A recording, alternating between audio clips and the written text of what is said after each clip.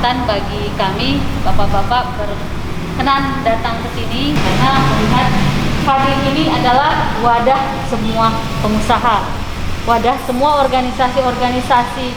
Ini kan ininya adalah di Kadin. Nah, keinginan Pak Haji itu ingin kalau dipimpin oleh anak muda itu kan bagaimana mengerjakan proyek-proyek yang non pemerintah, tetapi bagaimana Bogor bisa tumbuh berkembang, itu yang kita harapkan. Itu mungkin pengantar dari ini saya, silahkan.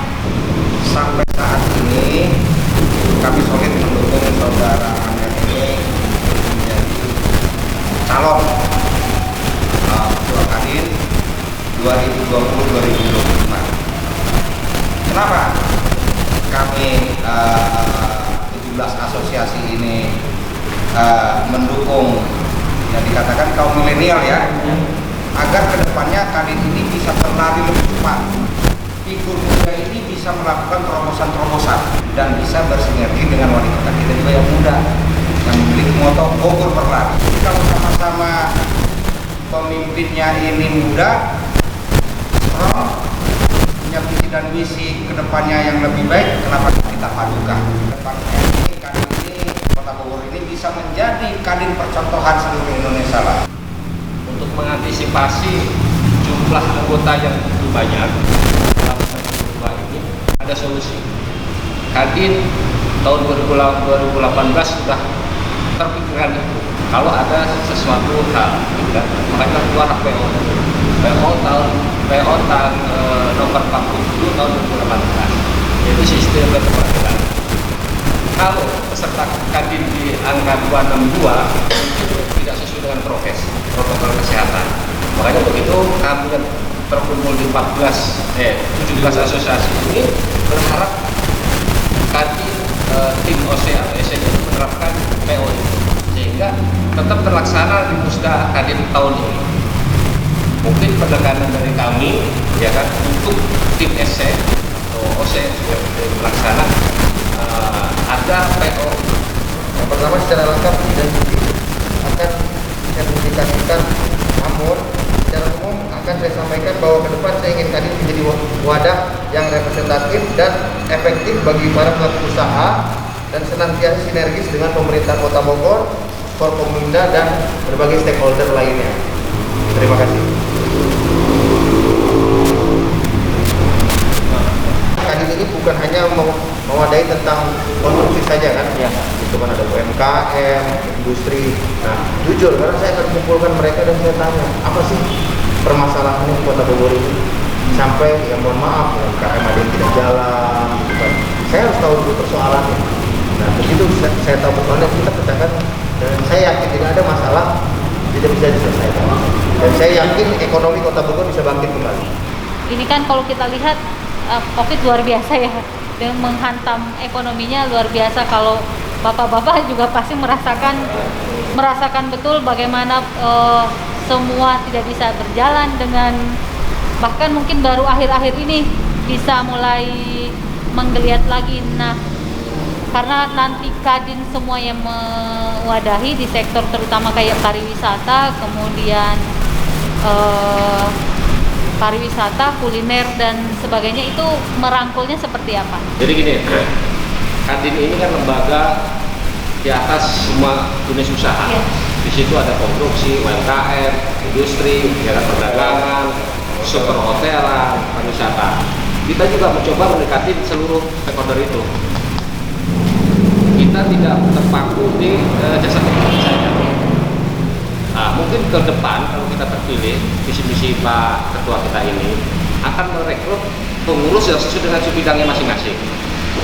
Untuk di UMKM tentunya kita ngambil yang pelaku UMKM. Tidak mungkin untuk orang konstruksi ngurusin UMKM, tidak akan bisa, ya kan? Begitu juga di PHR ininya, di perhotelannya.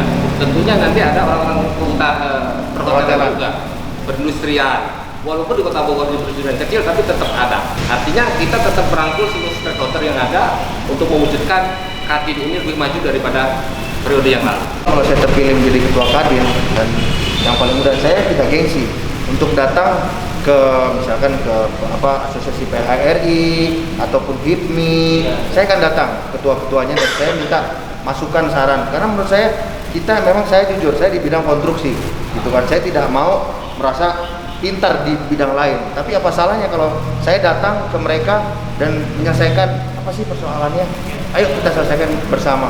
Intinya Kadin ini untuk Kota Bogor, kita mengedepankan kebersamaan dan sinergitas antara Kadin, pemerintah, stakeholder agar bisa bersinergi semuanya. Dan dengan teman-teman media pun kita akan buat nanti di Kadin tersebut melanjutkan apa yang sudah ada dari Pak Ketua Kadin, Pak Erik, itu ruang press room conference di sana.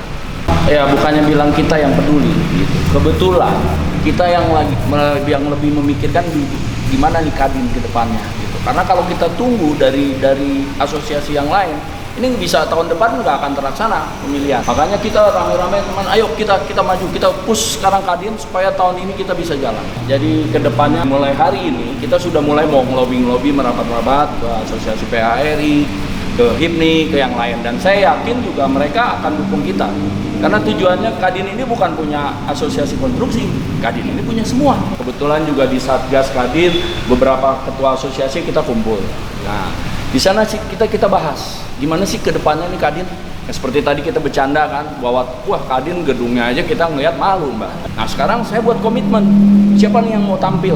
Nah kebetulan beliau mau tampil, masih muda, ini satu yang kita minta dari ketua asosiasi semua, Mer, bangun, ya kan, bangun, bangkitkan lagi image-nya Kadin. Dia bersedia, saya bersedia Om untuk membangun. Ya nanti dananya dari mana urusan belakang, tapi niat. Nah, ya kan, niat itu yang kita muncul. Nah, kalau kita lihat balik ke background ke belakang, ada nggak sih 2 periode ini atau seperiode satu lah, ada image buat membangun, ya kan, gedung Kadin aja. Nah, kalau kita lihat udah kayak pasar buah. Ya mohon maaf, nah, tapi inilah yang kita. Jadi bukan karena kita mau rubah Kadin menjadi asosiasi Kadin jasa konstruksi, tidak. Kadin buat semua. Saya juga besok bisa berubah bisnis kok.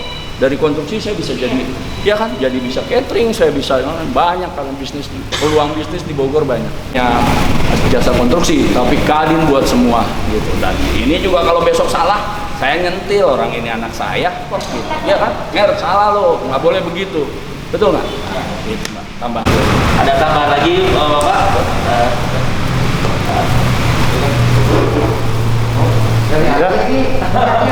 Ini kan asosiasi tersendiri. Kebetulan saya satu-satunya asosiasi yang di luar konstruksi ya. Kalau memang ini yang jadi masalah kenapa kok konstruksi semua, mungkin UMKM atau apa itu tidak pernah ditoel-toel istilahnya. Dia di bawah lindungan siapa nggak tahu, dan terbukti. Nah di Bogor ini makin kesini makin banyak yang tidak tahu wadahnya apa sih. Mungkin dengan kepemimpinan anak muda ini yang usianya jauh di bawah saya, tapi tentunya ya pekerjaan berat buat ketua Kadin ke depan.